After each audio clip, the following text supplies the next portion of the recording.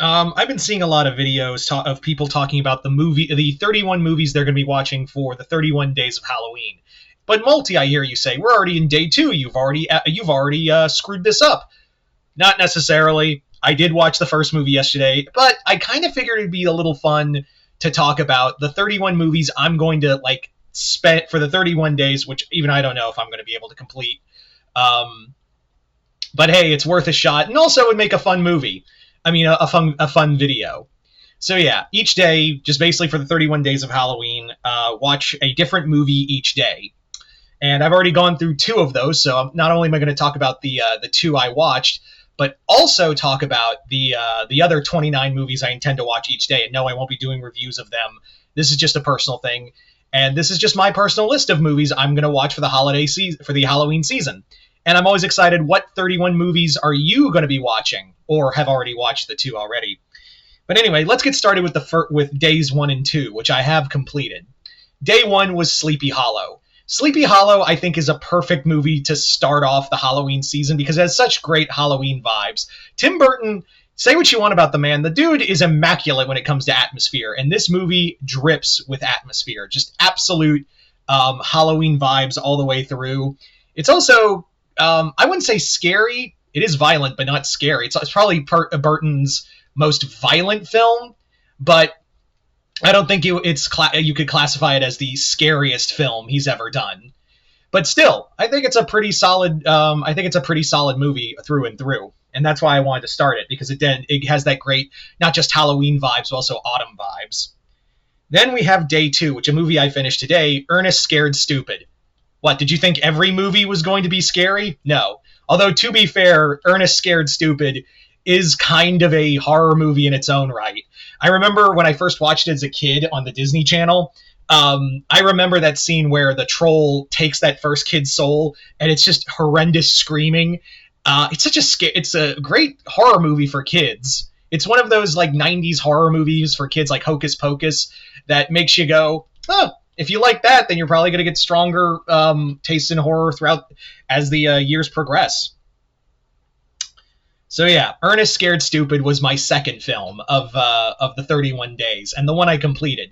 So now let's talk about the next 29 movies, each of which movies I'll be seeing each day. Starting off with tomorrow, I will be watching From Dusk Till Dawn. Does it really have the Halloween vibes? Not necessarily, but it is a solid film and a solid horror movie too. I think it's a great vampire film. I think it's a great horror film in general. And just a good movie all around. And it's been a while since I've seen it. And I was like, you know what? It's my list, so I'm just gonna watch Dusk Till Dawn tomorrow. Yeah.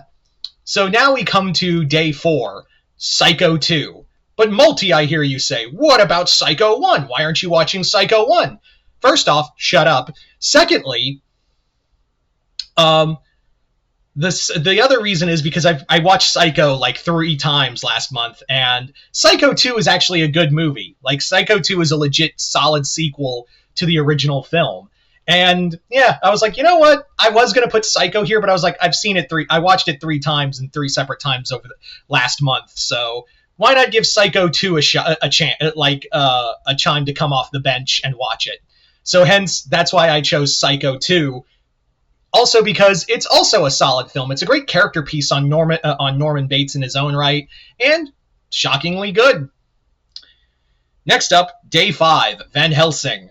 Van Helsing is a great movie for the Halloween season. It's a great monster rally movie, and also it's a comfort movie of mine, and I think I just wanted a reason to watch Van Helsing again. That was it. I feel like, at its core, the only reason I wanted to watch Van Helsing, I put Van Helsing on the list, was because I really like the movie, and it's one of my prime comfort movies, and I just wanted an excuse to watch.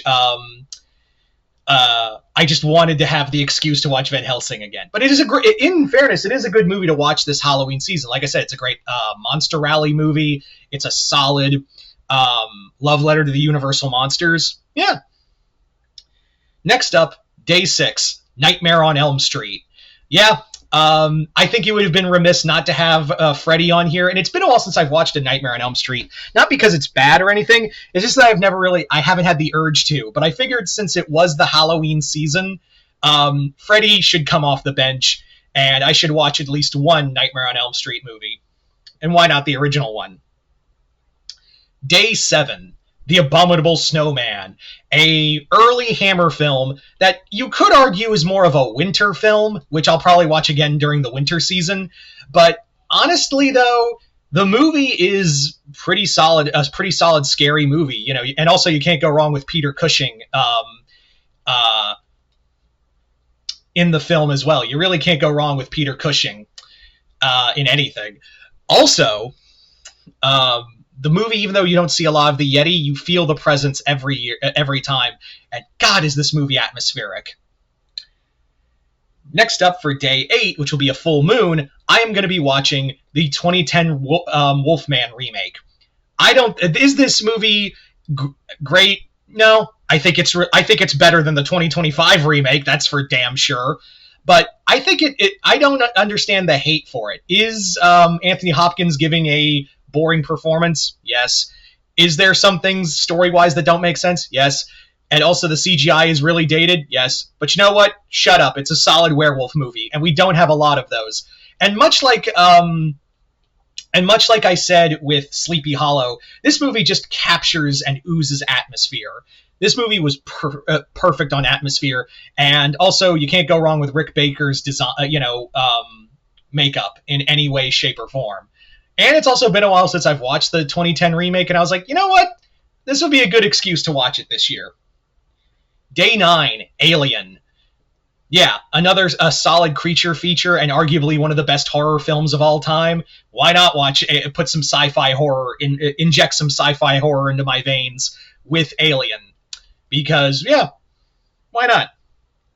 Number 10. On day 10, we have Dr. Sleep. Dr. Sleep is one of my favorite King adaptations, and also the movie that made me go, Mike Flanagan is arguably going to be one of my favorite directors to watch. So, Dr. Sleep, I was thinking The Shining, but then I was like, you know what? How about Dr. Sleep instead? That also has like some great vibes to it as well, and it's a great sequel to both. Flanagan really was serving two masters in this scenario.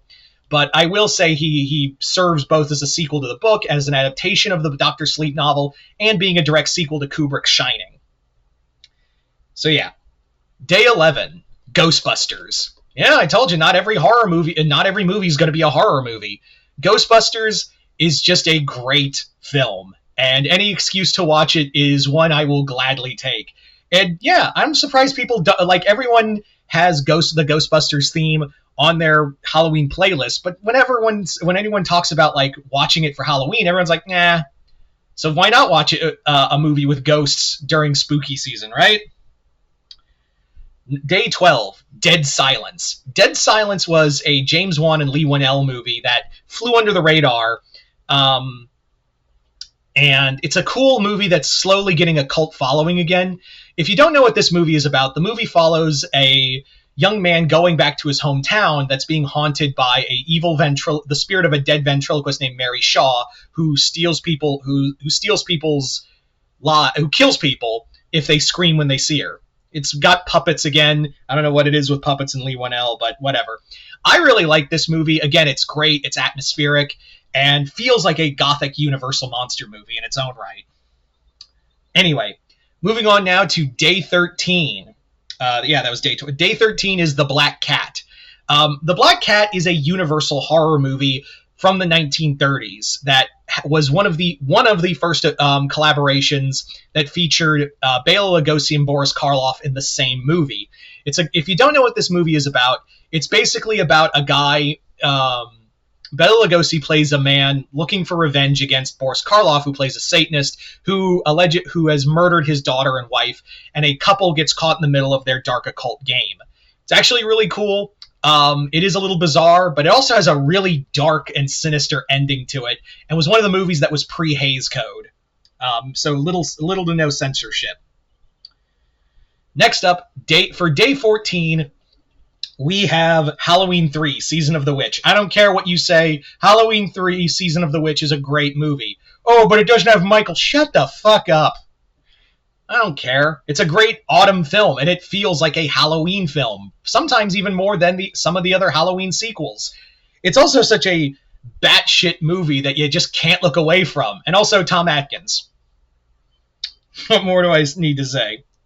Day 15, Bram Stoker's Dracula, another great atmospheric film that feels like the Halloween season, and I wanted to have a Dracula film in here. And I was thinking Lugosi's or Lee's film, but I was like, you know what? I've seen a lot of videos of doing Lugosi and Lee's movies, so I was like, I'm going to do Gary Oldman's Dracula this season, so I'm going to watch that instead. Day 16, The First Omen, my favorite movie from 2024, and a horror movie that I had no expectations for, and it's awesome. I haven't watched it in a while, so I'm hoping it still holds up from when I saw it in the theaters, but I've got a good feeling it's still going to scare the crap out of me. Day 17, Pumpkinhead, another film that just has autumn vibes. It is just autumnal vibes through and through, and God, it just land every single time, no matter what. Even though it's not specifically an October film, it feels like an October, like Halloween film. Day 18, The Howling. Another great werewolf movie. This one is more psychological and also just goes wild at the end. It is a great film. One of Joe Dante's best work. What can I say? Day 19, Young Frankenstein. Injecting a little more humor in here. This is one of my favorite Mel Brooks movies, and any time to just go back to the jokes that still land with me. Like, yeah, that's the thing with the Mel Brooks jokes. I keep coming back and I keep listening and they're still funny, no matter how many times I hear them. So, Day 20, Candyman. This one, I was like, I gotta honor Tony Todd this season, and what better way than the role that made him. So Candyman was like, I wanted, when I was making this list, I was like, I gotta watch this movie one of these days. So I decided it had to be on this list. Next up, Night of the Demons. Night of the Demons is a great Halloween film. It's set on Halloween. Do people call it like an Evil Dead 2 remake or ripoff? Yeah, and I can see why. But honestly, though, it's still pretty good. Like, it still holds up on its own. The movie is great. It's gory, and it just feels like a great Halloween movie just to watch during the later half of the season, or even the night of Halloween. You know. Next up, on day 22, I'm watching The Fog. The Fog is one of John Carpenter's best movies. One of his most underrated, I think. And a movie that is scary, it's atmospheric, and it just leaves you with this feeling of dread throughout. I watched this movie way too young, but at the same time, I do not regret it in the slightest. Day 23, Reanimator, because I had to have some Lovecraft in here.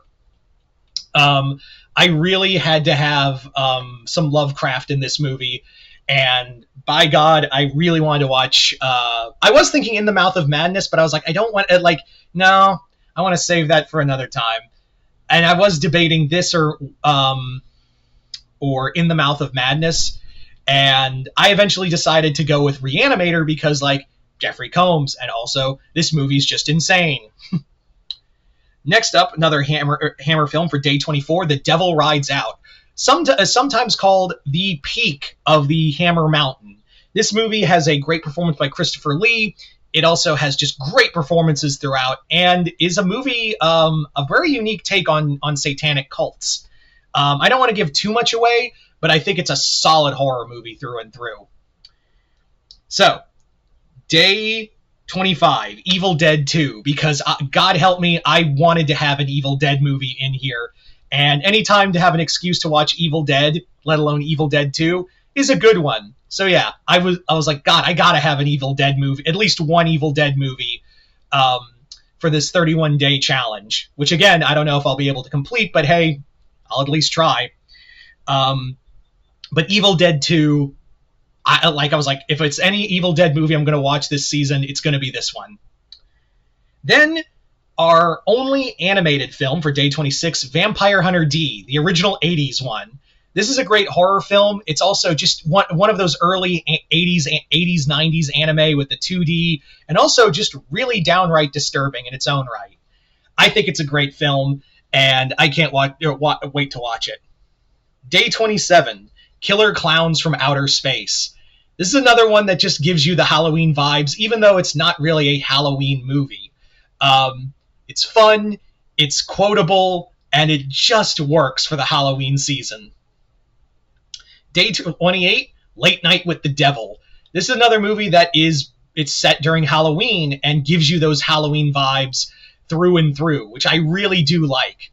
This was a movie, another one where I was like, oh yeah, how about you? I was almost like not going to put it, but then I was looking through my Blu-ray collection. I was like, oh yeah, Late Night with the Devil, of course. Why didn't I think of that? Day 29, Trick or Treat. Do you really think I wasn't going to put Trick or Treat on a 31 Days of Halloween movie challenge? Come on, guys. It's Trick or Treat. It literally is the embodiment of Halloween. It's the only time you can watch this movie during this season. You know, it's one of those movies where it's like it doesn't feel right watching it any other time. So Trick or Treat had to be here. Then we have Day 30. Day 30, I am watching The Haunting, which I have talked about multiple times as the movie that scares me the most. I'm talking about the original 1961, not the one with Owen Wilson in the remake. This movie is scary, it's dark, and I still get creeped out to this day about this film. So I was like, well, I'm going to put it's no better time than, Halloween. And finally, the final film on Day 31, it's Halloween.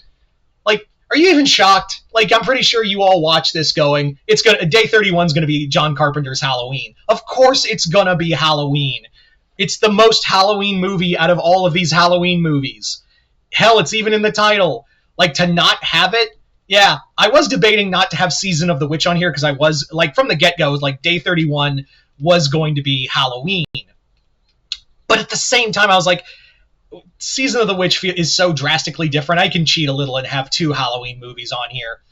But yeah, there was no way I wasn't going to do this because that is also a tradition of mine to watch Halloween on Halloween. So yeah.